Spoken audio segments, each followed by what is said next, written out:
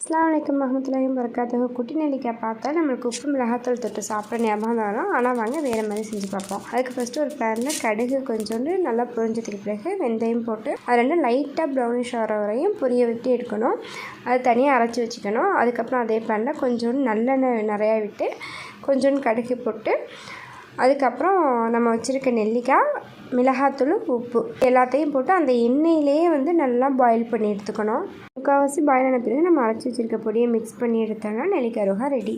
First type ஒரு பேனில் தண்ணி வச்சு நாட்டு சக்கரை இல்லை வெல்லம் ரெண்டில் ஏதாவது ஒன்று நம்ம போட்டு நல்லா கரைச்சி அதுக்கப்புறம் அதை ஃபில்ட்ரு பண்ணி எடுத்துக்கிட்டு பிஞ்சு மிளகாத்தூள் அப்புறம் தேவையான அளவு உப்பு போட்டு நம்ம 2 ஈக்குவலாக நெல்லிக்காய் பிரித்து வச்சுருக்கோம். ஒரு ஈக்குவல் இதில் போட்டு தண்ணி ஃபுல்லாக சிந்துற வரையும் நம்ம சிம்லேயே வச்சுருக்கணும். அது ஃபுல்லாக அந்த நெல்லிக்காயில் அப்சர்வ் ஆகி நம்மளுக்கு சூப்பரான நெல்லிக்காய் ஸ்வீட் ரெடி. இந்த நெல்லிக்காய் ஸ்வீட் இனிப்பு, புளிப்பு, காரம் எல்லாமே மிக்ஸ் பண்ணி அவ்வளோ அட்டகாசமாக இருந்துச்சு. நீங்களும் ட்ரை பண்ணி பார்த்து எப்படி இருந்துச்சுன்னு சொல்லுங்கள்.